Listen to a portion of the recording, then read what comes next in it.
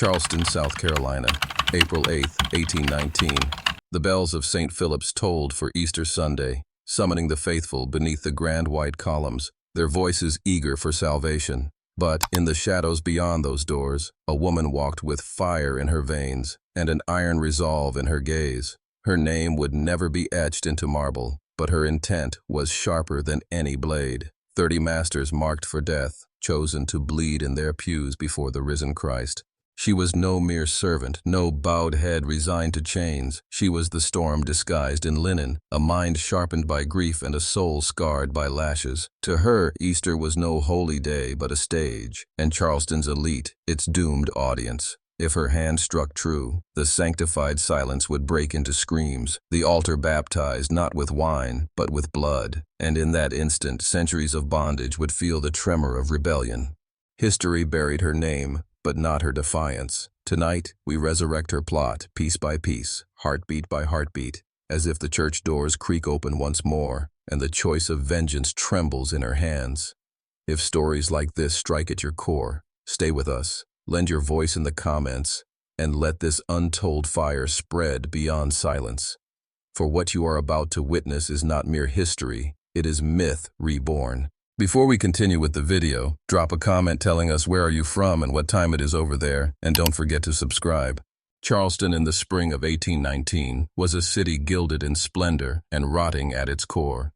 The pastel mansions along Meeting Street glittered in the sun, their balconies draped with ironwork vines that seemed almost alive, curling like the claws of the very masters who owned them. Beneath the perfume of magnolias and the polished grace of horse-drawn carriages lingered the stench of the auction block, where human flesh was weighed and priced as casually as sacks of rice. The city thrived on a cruel paradox, church bells calling for mercy while whips cracked in the yards, psalms sung in marble sanctuaries while prayers of the enslaved were smothered under the heavy breath of overseers. And in this contradiction lived the woman whose secret grew like a blade in the dark. Her name whispered only in fragments, her presence felt more like a storm than a shadow. She had once been called obedient, bending her back beneath the burden of others' wealth. But each lash that tore her skin, each child stolen from her arms, each night she lay awake hearing the cries of the broken. These were scriptures etched in her memory, verses of wrath she recited in silence.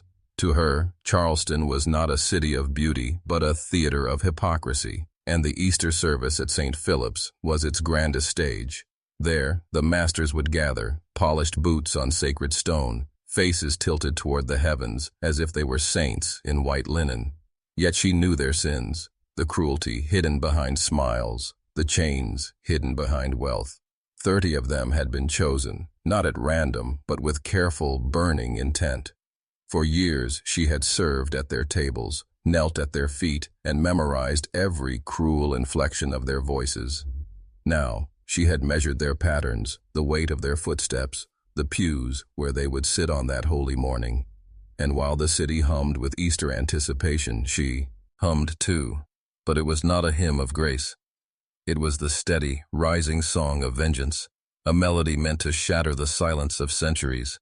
Her rage had not come in an instant, nor had it been born of madness. It was the slow harvest of years, cultivated like the fields she once tilled from sunrise to dusk. She had learned early that the body could bend under whips, but the mind, if it clung to silence, could remain unbroken. In silence, she memorized the scriptures read aloud by her mistress, tasting every word and twisting them to her own meaning. Where the preacher proclaimed meekness, she heard mockery. Where he offered forgiveness, she envisioned fire. It was in that hidden translation that her faith turned into a weapon, her prayers hardening into iron resolve. She began to count not days but names, the overseer who carved scars across her brother's back, the mistress who sold her child to Georgia traders, the master whose laughter carried through the night after every lash. 30 names became her litany. 30 souls became her offering to the God who, she believed, could not possibly desire submission, but demanded reckoning. Every Easter psalm, every candle lit in the cathedral, became another whisper of hypocrisy she vowed to drown out. And so she studied, watched how the pews filled, where the masters leaned, how the deacons bowed, where the doors locked and unlocked. She traced the architecture with her eyes until the church itself became a map of their downfall, each column a witness, each arch a silent accomplice. Her companions in bondage whispered caution, some urging her to let the rage pass, others fearful of the noose that would surely find her if she acted. But she could no longer abide the weight of survival without strike. "If they kill me," she whispered once beneath the moon, "let my death be a beginning, not an end." And in that vow, her soul crossed an invisible threshold where fear withered and vengeance bloomed like flame. She was no longer simply enslaved. She had crowned herself executioner, prophet, and martyr in one breath. The church bells in her mind were not a call to worship but a summons to war, and she walked each day as though the steps carried her closer to holy slaughter. Night became her ally, its silence a cloak, its moon a sentinel that seemed to approve her defiance. While the masters slept on feathered mattresses, she walked the quarters in measured steps, whispering fragments of her plan to those she dared to trust. Some turned away in terror, clutching their children tighter, praying she would silence herself before the weight of her words brought ruin on them all. Yet a few leaned closer, their eyes glimmering in firelight, and in hushed tones they promised what little aid they could give. One offered her knowledge of where the tools were kept, another where the doors were left unbarred during service, and yet another where oil lamps could be tipped, sparking fire against sacred wood. Each piece of information was small, fragile, and dangerous, but in her hands they became like flint striking steel, sparks gathering, waiting for the breath of courage to ignite them into flame. The church, in her vision, ceased to be a house of prayer and became an altar of judgment. She saw the aisles awash, not with candlelight, but with blood-reflecting flames, the psalms drowned in the shouts of dying men. She timed the moment carefully. The masters would be at their most distracted when heads were bowed, when mouths murmured prayers they did not mean, when hands rested soft against polished pews. That instant, when arrogance met its highest peak, would be the blade's descent. In her dreams, she rehearsed it endlessly, the sound of gasps echoing against marble, the sudden rush of panic as the powerful realized they were trapped within walls they once claimed as holy. Yet she knew also the cost. No slave insurrection ended without rivers of retribution. No woman who dared raise a hand against the order of Charleston lived to see another season. Still, beneath the silver glow of the moon, she accepted her fate with the serenity of one chosen by fire. For in her heart the act itself mattered more than its aftermath. She was ready to bleed if it meant the city would remember her silence no longer, and that Easter, Charleston's cathedral, would tremble. Her resolve did not emerge only from rage. It was born of memories too jagged to heal, fragments of grief that cut anew each time the city's bells rang. She remembered the day her firstborn was torn from her arms, sold on the steps of a courthouse where men in powdered wigs scribbled ledgers as though they were recording the price of cattle. She remembered the laughter of the auctioneer, the way his gavel cracked like thunder, final and merciless, and how her child's cries faded into the distance, swallowed by Charleston's streets. That moment did not kill her, though it might have. It hollowed her instead, left her body moving, but her soul sharpened, waiting. Years later, when the same courthouse echoed with speeches of liberty and sermons on Christ's compassion, she passed by with bowed head and clenched teeth, tasting the bitter ash of hypocrisy. To the masters, Easter was renewal, a reminder of eternal salvation. To her, it was mockery, men who dressed themselves in righteousness while their hands remained stained with blood. The memories of every lash, every humiliation, every chain, fused together into a singular truth. Survival without defiance was a second death. So when whispers of insurrection floated through the quarters, carried on trembling lips, she did not dismiss them as dangerous dreams. She gathered them like kindling, stacking them carefully within her chest. Each injustice became a stick of dry wood, each betrayal another spark waiting to strike. She did not see herself as savior. Her plan would not free them all. She knew too well the iron grip of Charleston's militia, the speed of retaliation. But she envisioned something different, a wound struck deep enough to bleed arrogance, a night remembered as proof that even the bound could bite, even the silenced could roar.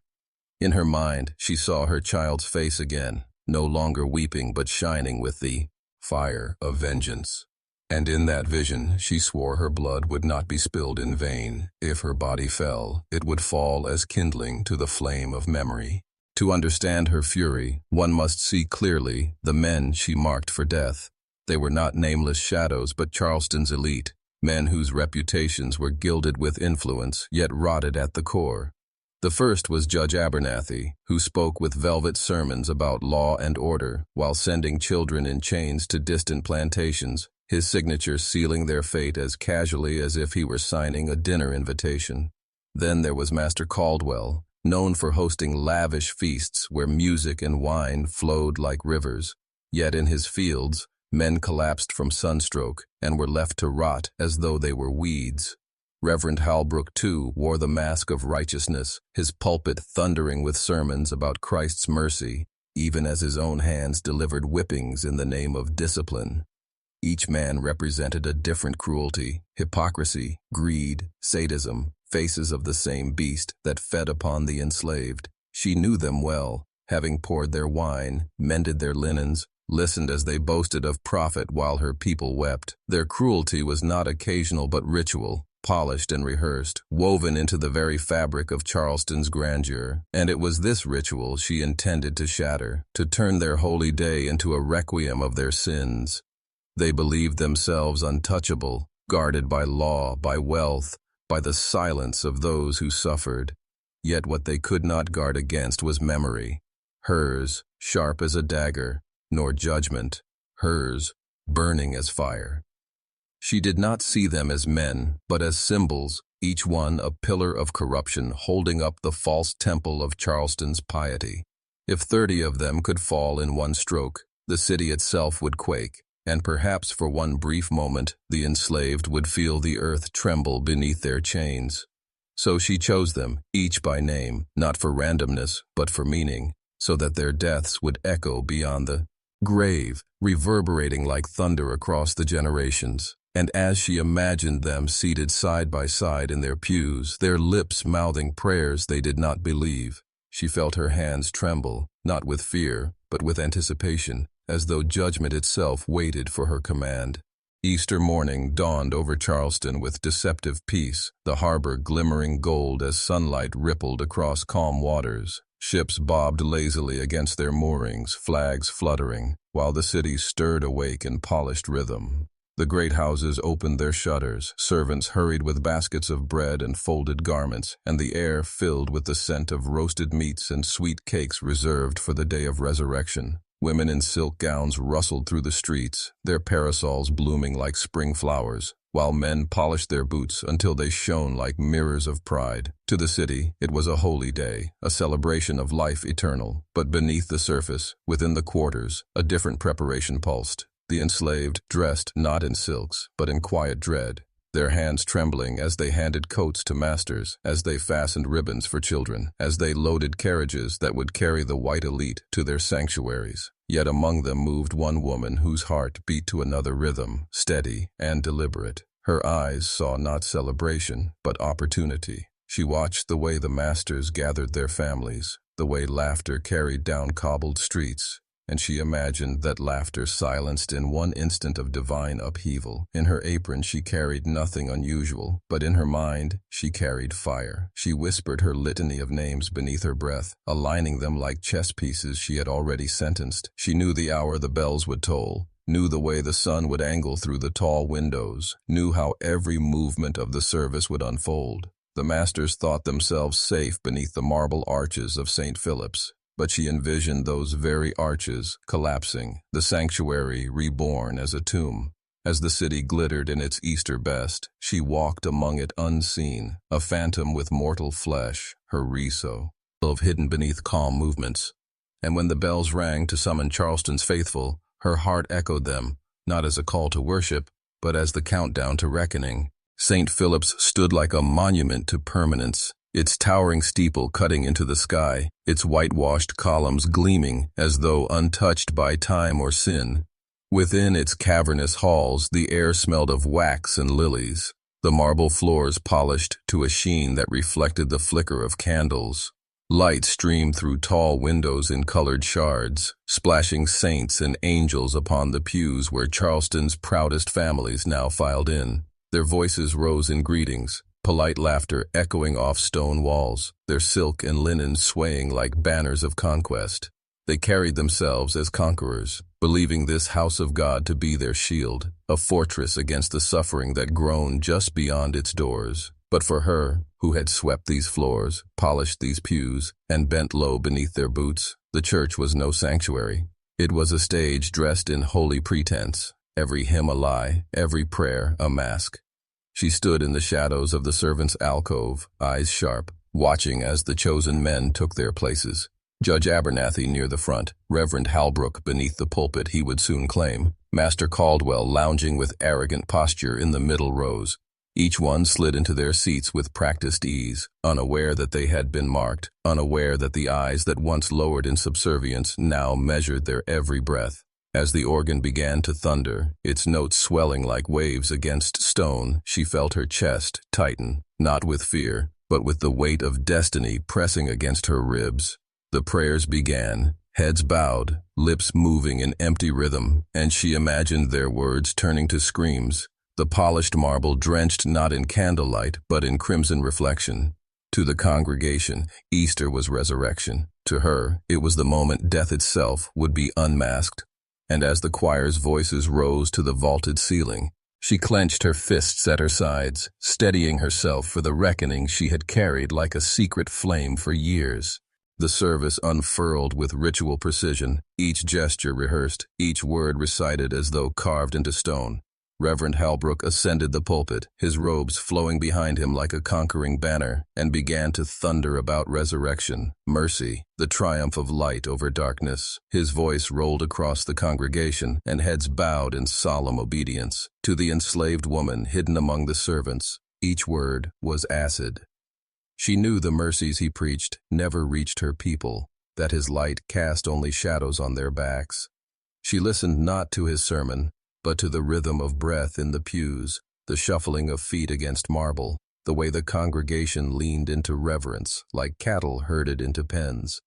Every detail sharpened her senses, the polished brass of the candelabra glimmering, the heavy silence between verses, the weight of expectation pressing upon the air. It was in those silences she imagined their screams, the quick unraveling of composure, the sacred chaos of vengeance unleashed. Yet with each passing moment, the enormity of her task coiled tighter around her chest. This was not the lash she had endured silently, nor the single blow of defiance. This was an act that would carve itself into history, if only for an instant, before the iron jaws of Charleston crushed it. She thought of her companions in bondage, those who had begged her to relent, those who had whispered of hope but feared the gallows more than chains.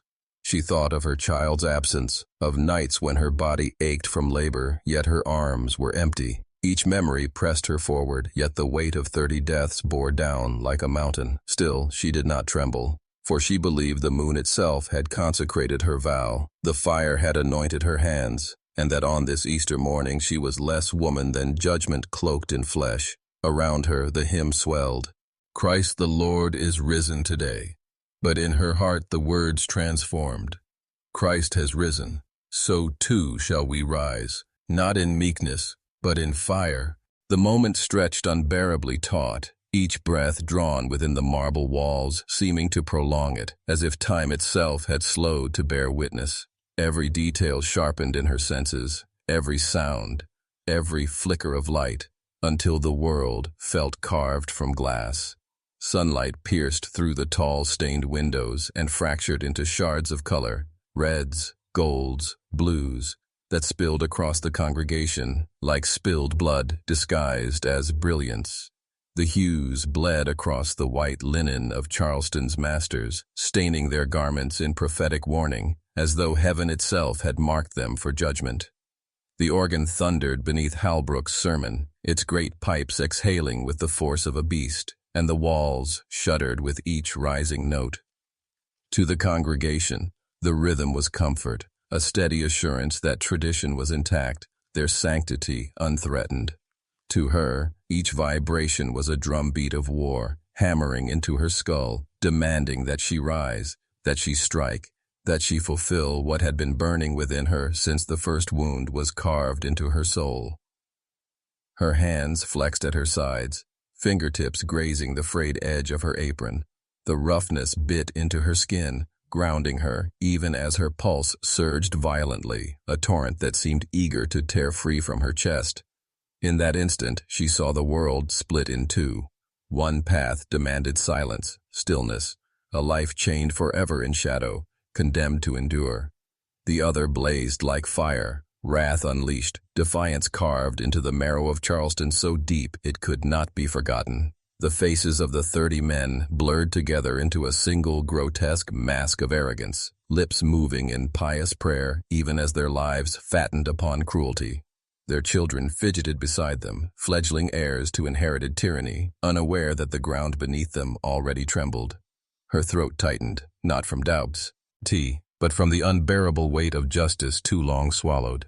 Screams she had choked down for years pressed upward, breaking loose like jagged stones from her chest. The church itself seemed to lean closer, listening. The angels depicted in glass ceased to appear radiant. Their eyes burned with judgment, reflecting her fury back at her. The scent of lilies thickened in the air, heavy and cloying, mingling with melted wax, until the atmosphere pressed down, suffocating, electric, with inevitability. She had rehearsed this instant endlessly, the rupture, the terror, the reckoning, and now it hovered like a blade above the altar, trembling for her command. And though the congregation lifted their voices to proclaim victory over death, she knew her song was different. Hers was the hymn of the bound rising against the unbound, the cry of the silenced ready to roar across eternity.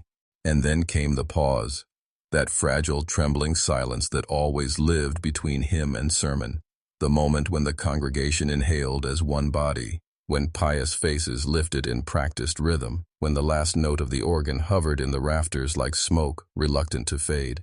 It was precisely this interval she had chosen, the crack in ritual where complacency loosened its grip, the fissure through which her strike could slip and tear the illusion apart. Her gaze swept across the pews with unflinching precision, fixing upon each face she had named in her private ledger of judgment. Judge Abernathy sat stroking his chin, eyes lowered as though distracted, his Bible open but unread, scripture nothing more than ornament in his hands. Master Caldwell leaned back, his smug smile resting easily, his children squirming beside him like restless heirs already learning entitlement. Reverend Halbrook adjusted the folds of his robe, preparing his throat for another thunderous lie, sanctity wrapping around venom he would spew without pause. They were all present, as she had foreseen, gathered in their confidence, believing themselves secure within walls of stone and traditions that had long protected their cruelty. Her chest constricted, every breath dragging with its centuries of accumulated pain. With each inhalation she tasted iron. Whether blood remembered or blood still to be spilled, she could not distinguish. Around her, the other servants kept their heads bowed low, eyes fastened to the floor. Yet she felt their fear radiating like heat, as if they sensed the storm tightening in her chest. Some shifted subtly, edging away from her presence, instinctively recoiling as though judgment itself could spill outward and touch them. Her hands clenched until her nails pierced skin, leaving crescents of blood blooming in her palms. She whispered the names of her dead beneath her. Breath. The child torn from her arms, the brother whipped into silence, the mother buried in unmarked soil. Their memory pressed hard against her spine, bracing her against the weight of hesitation. This was not madness, it was inheritance, agony refined into resolve, the distilled essence of centuries demanding a vessel. She rose slightly, the motion so small it could have been mistaken for a shifting of posture. Yet in that subtle ascent the atmosphere shifted, as though the entire church inhaled with her and held its breath. Was it fate leaning upon her shoulder? Was it God, or the restless moonlight of past nights urging her toward the abyss? The organ stilled, the voices hushed. The marble beneath her feet felt treacherous, no longer solid but fluid, as though the earth itself anticipated fracture. One more breath, one more step, and the reckoning poised upon her lips would be loosed. The church itself seemed to groan with the weight of silence, as though its very stone walls, carved and consecrated by hands that never touched chains, anticipated the rupture about to come. The air pressed down upon her like a burden, heavy with incense and hypocrisy, while her heart beat with such force it seemed to shake the candle flames. Each flicker mirrored her pulse, restless, refusing to stay steady, casting shadows that stretched and contorted across the polished faces of the congregation. In those shadows, she saw duplicity unveiled, piety on the surface, cruelty beneath. And within her, something equally restless stirred, an accumulation of every wound, every humiliation, every lash of memory coalescing into a single, weaponized certainty. All that she had suffered, all that had been endured by those before her, felt not like meaningless torment, but like the sharpening of a blade. Her fingers brushed against the shard she had hidden, its chills searing her skin, more alive than iron should be. It was no longer merely metal. It was desperation transfigured into vengeance, the distillation of years compressed into the weight of her palm. She closed her eyes, and in that brief darkness, faces swarmed before her, faces of the enslaved, countless and unnumbered. Eyes hollowed by despair, yet still lit with embers of defiance. Eyes that demanded she bear their witness. Their voices rose inside her, not as whispers, but as a chorus, urging, commanding, pleading that she not falter. Each one seemed to say, "Strike, for we cannot." Around her the pews creaked with the shifting of bodies, the congregation adjusting thoughtlessly, their reverence fixed on Reverend Halbrook as he raised his arms in theatrical benediction. His words rang with booming confidence. On this day, death is conquered and life eternal granted to the faithful. The irony coiled inside her throat like bile. What of her people? What of the lives devoured with no promise of eternity, no reprieve from cruelty but the grave? She saw him not as a shepherd but as a serpent clothed in sanctity, scripture dripping from his lips like venom, masked as salvation. Her grip on the shard tightened. Every muscle in her body screamed for release, to rise, to let centuries of silence pour into one act of fury. Yet beneath that urgency trembled the gravity of consequence. If she struck, she would ignite a fire that could not be extinguished, but she would also summon the gallows, the lash, the brutal machinery of Charleston's wrath. For one breathless instant, the scales of fate trembled, balanced on a blade's edge. The organ swelled, drowning her hesitation, its thunderous chords reverberating through rafters that seemed themselves to demand her choice. Destiny pressed upon her, blood-hot, inevitable. One more heartbeat, and history itself would fracture. Pause, listener, and lean closer, for you stand now in the hush before thunder, the breath before the blade falls. What we recount is not just history, but the pulse of rebellion itself, carried through time like embers waiting to ignite again. In the silence of St. Philip's, her hand hovers, and with it hovers the weight of centuries. Do you feel it? The ache of chains, the sting of lash, the hunger that gnaws not at the stomach but at the soul. These stories are not relics, not dust, but mirrors, and when you gaze into them, you see your own reflection trembling back. To keep this fire alive, to give voice to the silenced, requires witnesses, requires you. Let your voice not be as passive as the congregation's prayers. Let it rise, sharp and unyielding. Speak in the comments, share the echo, subscribe so the next flame is not smothered. For myths live only if mouths dare repeat them. And here, in this telling, you are not merely an observer. You are part of the reckoning. The instant arrived like a blade drawn from its sheath, sudden, undeniable, shimmering with finality. It did not creep upon her quietly, nor did it grant her the mercy of hesitation. It struck with the precision of fate itself, cutting through her hesitation and anchoring her firmly within a moment she had long rehearsed in the recesses of her mind. Her breath caught in her throat, sharp and ragged, and her muscles coiled with a readiness that was not born of instinct alone, but of years of silent calculation, of rage tempered by discipline. For one heartbeat, she stood outside of time itself, no longer governed by the rhythm of others, but by the cadence of her own resolve. In that suspended fragment of eternity, she was transformed, Not the servant moving like a shadow through halls where her existence had been tolerated but never acknowledged, but the living testament of all the wounds carved into silence, the sum of every scar burned into flesh, every stolen life extinguished without ceremony, every cry that had been smothered beneath the polished grandeur of Charleston's facades. Her fingers closed around the shard of metal, and in that instant it ceased to be a crude fragment of iron. Within her grasp it became the distilled form of judgment itself, sharpened not by smiths, but by necessity and memory. Rising from her place, she appeared small, nearly invisible at first, her movement drowned in the swell of the hymn. Yet, though her figure remained slight beneath the marble arches, her spirit towered beyond the stone, eclipsing the weight of the congregation's indifference. The voices rose, their song swelling in harmony, but she heard in it not holiness, only a veil meant to cover the thunder of her own heartbeat, the insistent pulse of vengeance echoing against her ribs and radiating outward until it seemed to strike the very walls. Her eyes swept across the 30 Ms. In market for death, she did not see them as fathers, sons, or husbands, but as monuments to cruelty, living effigies of power built on broken bodies. To her, they stood not as men, but as edifices already crumbling, awaiting only the final strike to collapse into dust.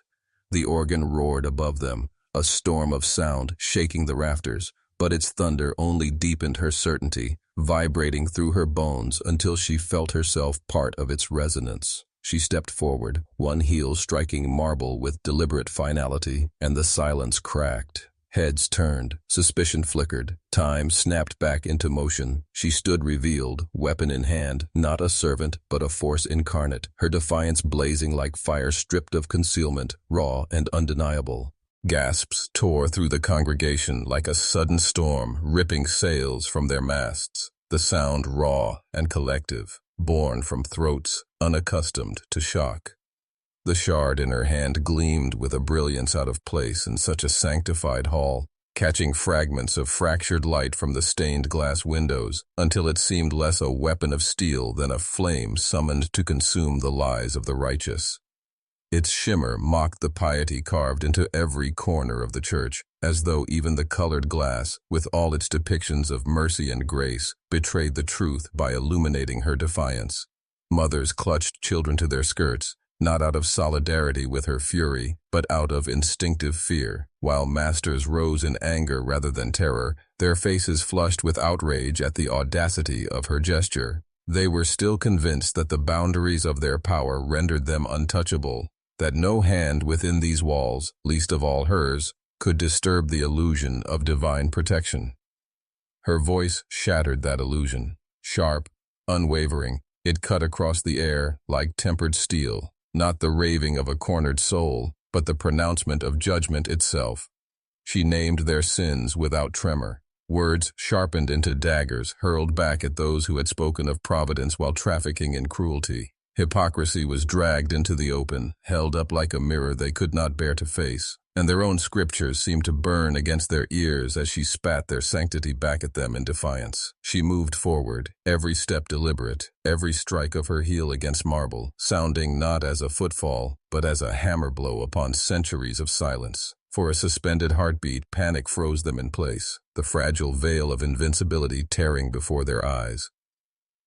Judge Abernathy recoiled, his gilded Bible slipping from his grasp and landing with a halt. Ow thud that echoed across the nave, more condemning than any sermon. Caldwell stumbled backward, the screech of his polished boots against the floor betraying the terror he tried to conceal. Hal Brooks' booming hymn faltered in his throat, caught between the posture of authority and the primal tremor of fear.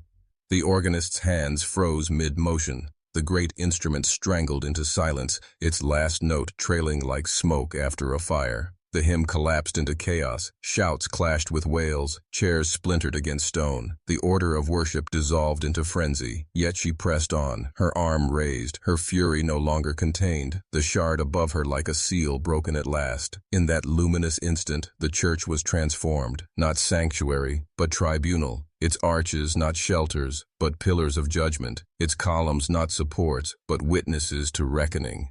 As her strike descended, so too descended the weight of centuries. The unvoiced grief and rage long caged within her chest unleashed in one searing motion. The first cry split the air, high, piercing, inhuman in its intensity, ripping through the vaulted ceiling like a trumpet heralding doom. It was not merely a scream of pain. It was the sound of order breaking apart, of a sanctuary's illusion torn down in one shattering note. Her strike had found its mark, and the proof lay dark against the pale marble, blood blossoming outward in cruel contrast. The floor seemed to drink it hungrily, as though the church itself had opened its veins and joined in the reckoning. The congregation erupted. Some masters surged forward, rage burning hotter than fear, their instinct to dominate unshaken even in the face of violence. They reached for her with the same entitlement they had used to chain others, still believing she was no more than flesh to be subdued. Yet others faltered, scrambling back, stumbling over pews and scattered hymnals, their dignity spilling away in the shrieks of wives and the sobs of children who clung to silken sleeves. In the alcoves, the enslaved froze. Their faces betrayed the fracture between terror and awe, some weeping uncontrollably, some gasping as if air itself had abandoned them, some transfixed by the impossible sight of a woman doing what none had dared.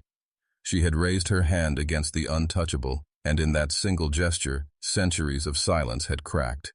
The organ groaned with its last breath, a dissonant moan reverberating across stone, while candles tipped in the rush of bodies, flames sputtering, wax spilling in chaotic trails. Smoke rose, thin, insistent, curling upward, blending the acrid promise of fire with the iron tang of blood, turning the sacred air heavy with omen. She fought not as one woman, but as a storm unchained, her cries no longer words, but a litany, each syllable carrying the names of the lost, the weight of memories too sharp to be buried. Every thrust of her weapon was born, not by muscle alone, but by a force older, deeper, the fury of the silenced, demanding release. Yet numbers closed in around her. Hands clawed at her limbs, fists rained upon her body, boots struck against her ribs. The congregation shed its mask of piety and revealed itself for what it had always been. Not a flock guided by faith, but a mob, cruel, pitiless, bound together by violence. Still, she pressed forward. Her body trembled, aflame with purpose, every motion less about flesh and more about defiance itself. Each blow against her dragged her nearer to collapse, but her fury refused surrender. Blood soaked her garments, dripping from torn fabric.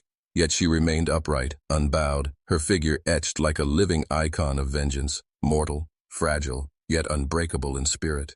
When her body at last lay still, a silence descended heavier than any sermon the vaulted chamber had ever held. It was not the reverent hush of prayer, but the suffocating stillness that follows upheaval, when the air itself recoils from what it has witnessed. The congregation stood trembling in their pews, faces drained of color, garments spattered with blood that no amount of laundering would erase. Their Easter finery, stitched for display and sanctity, was now marked with the indelible stain of mortality, proof that their supposed invincibility was fragile, that the order they worshipped could be broken by a single hand. They would call her act madness, they would name it sin, branding her not a martyr, but a fiend. They would set their scribes and ministers to smother her in silence, to bury her under words meant to vanish.